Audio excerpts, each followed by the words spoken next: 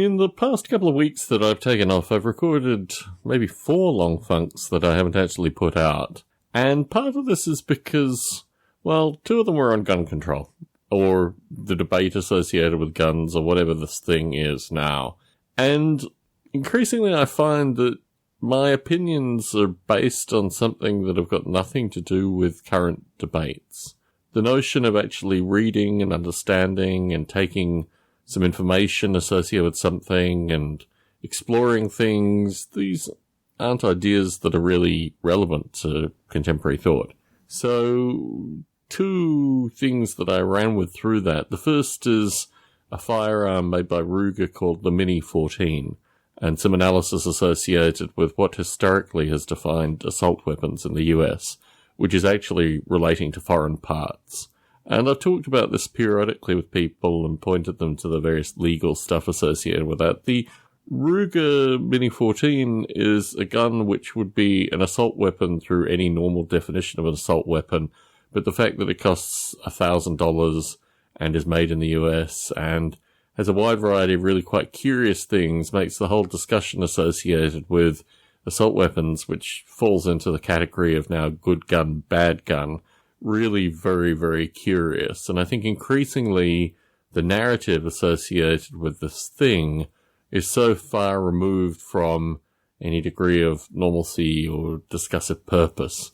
So I like to point out periodically that claims, particularly claims made by folks in perspectives or authority or something like that, that basically these things are meaningless. But I don't want to waste long funks associated with that. And I think increasingly these aren't topics that people have any meaningful perspective on. It's not that they've done any independent analysis or really even reflected about it. It just seems to be 2 groups of people that I really don't have any affiliation with yelling at one another.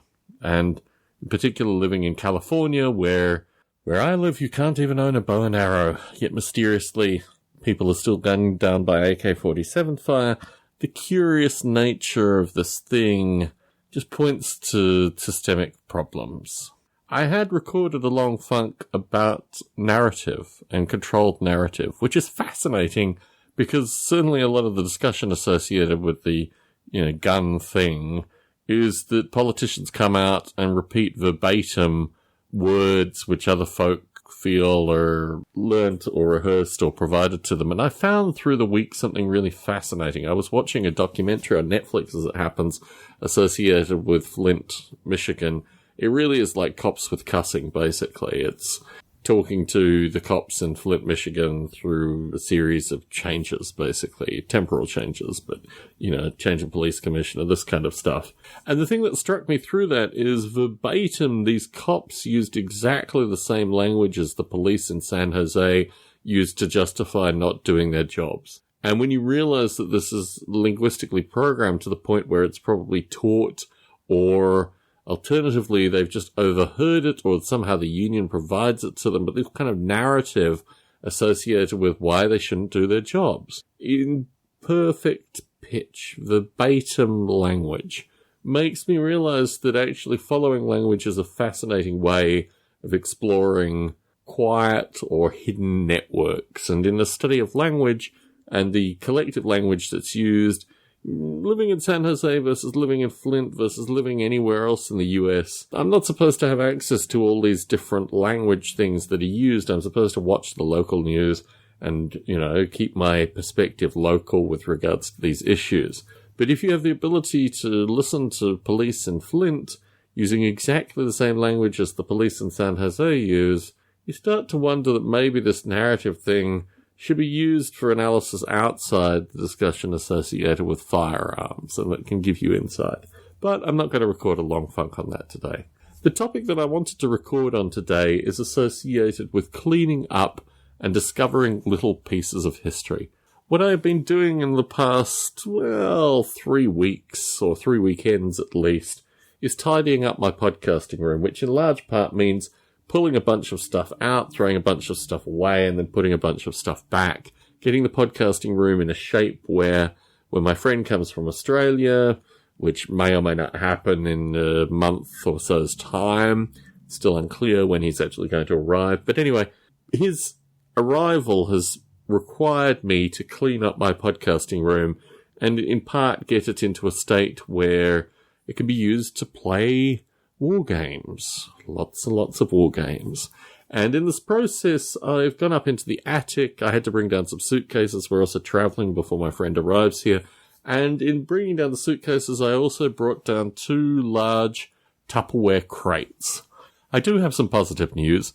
I've gotten photographs back from a miniature painter who's painted some World War II figures to indicate that he is, let's just say, capable of painting. It's one of these curious things that you've got to set up these means, these challenges to, I don't know, work out whether or not someone is worthy of your time and your money. And interestingly enough, last weekend we went to a game store where I was going to meet a fellow that I found through Facebook, and his painting just wasn't up to snuff. I had to say to him, I'm sorry, I'm not going to provide you any miniatures. Check out this website, look at the standards that are shown on this website, and all the best.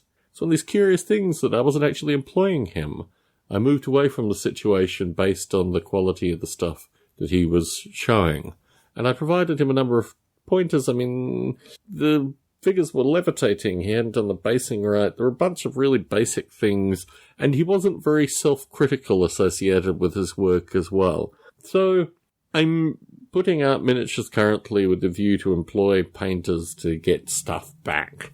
I found a signal from a fellow in San Diego who posted photographs of the miniatures that he'd painted together with the photographs that I was supplied by the miniature painting company. These are basically middle people for the painters to get my miniatures to the painters and vice versa. And in contrast, in some regard to the independent painters, the beautiful but very much artiste painters that I'm working with in Europe, I really like this fellow. I like what he'd done. There are a few issues that I had concerns with, but this is the nature of working with someone over a period of time, and the thing that I really liked about his work was the historical accuracy.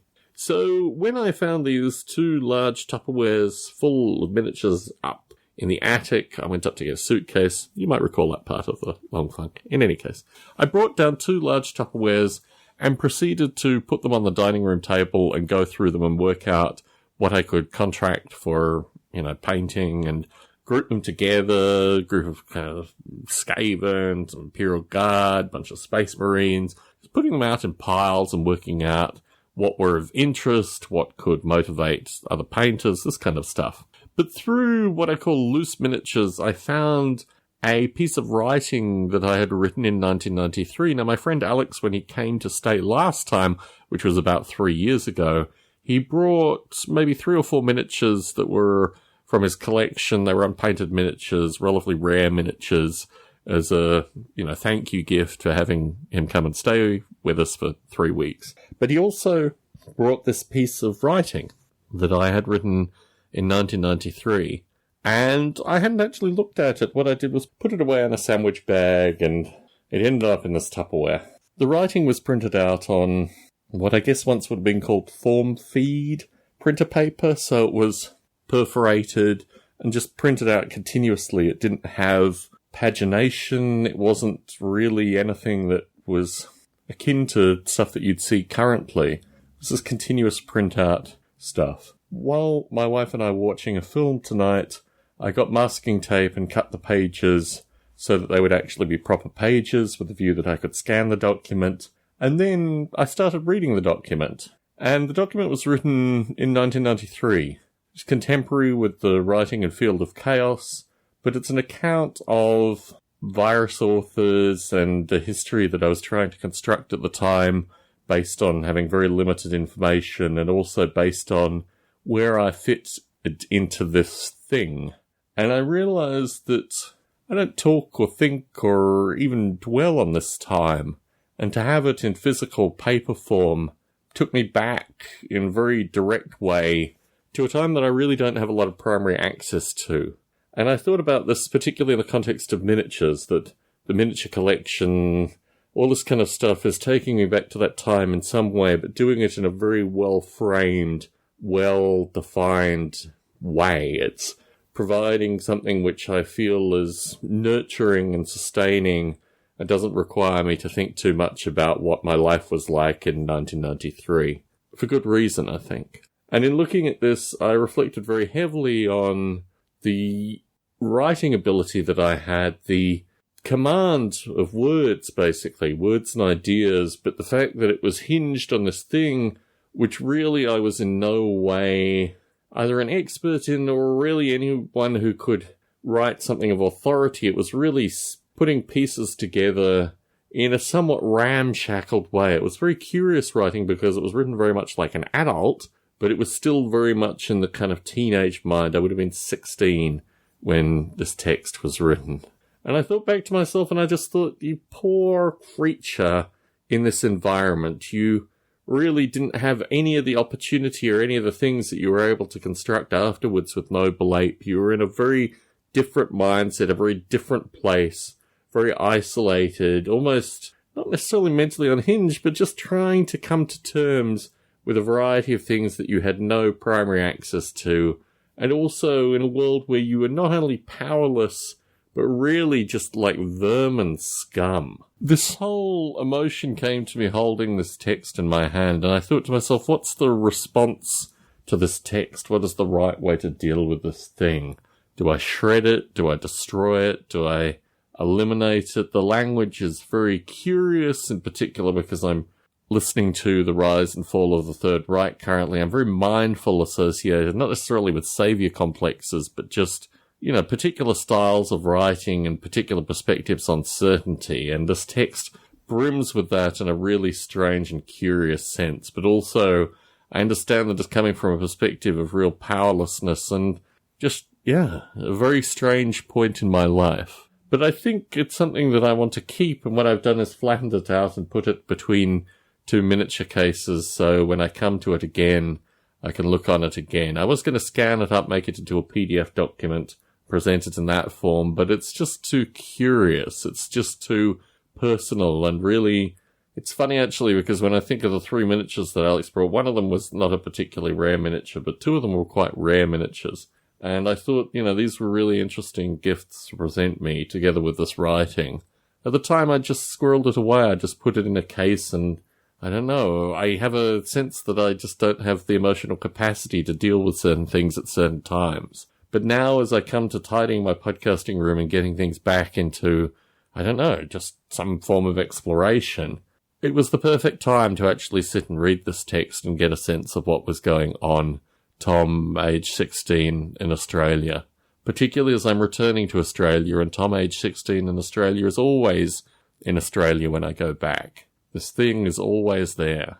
Always judgment, always people looking down, all this kind of nonsense that I just associate with Australia because ultimately I left, right? So all these things have weighed on me a little bit. Thinking about what I was like at that age, thinking about the things that I've chosen to memorialize and keep. I'm surrounded by miniatures. I have vastly more miniatures than I had originally anticipated, and now I've been through a good sway of them. Now I have the bags piled to the ceiling in my closet. Now I have a sense that I'm recommissioning painters, well, for just a few miniatures at least. I realize that this is a memorialization of a part of my teenagedom, a part of my childhood that really was very painful and very negative and very horrible. And if I can maintain these little figures as a means of dealing with some aspect of this thing, so much the better. Coming to terms with pain and angst and anger, sometimes these things are easier to push aside, and sometimes these things are easier just to write about and feel at peace with. I've gone through this associated with the Crunch book that's going to be coming out shortly. And I don't know, it seems to be taking longer than anticipated to come out. But once it comes out, it'll be out there. It'll be a very real thing. And I'm kind of looking forward to it. Like a lot of these things, when you work on a project for a long period of time, you just want it out there. Some of the best projects I've worked on have never come out. It's always been great frustration of mine to work on something and then just have it disappear. Like the effort was never even really there. So when I think about long funk topics that I want to record on, when I think about the finite amount of time before I leave the US for this trip, I reflect on the fact that maybe these are the long funk topics, like finding some text in between some miniatures. These are the topics that I should actually be putting out, and I shouldn't be speculating on topics that people really don't care about, they don't want to listen to, they don't have any concern associated with legislation or good gun, bad gun, all this other kind of stuff. Instead, deep personal introspective stuff is what probably belongs in Long Funk. But I still have a lot to do associated with tidying my podcasting room. So for now, I'm just going to leave you with these thoughts.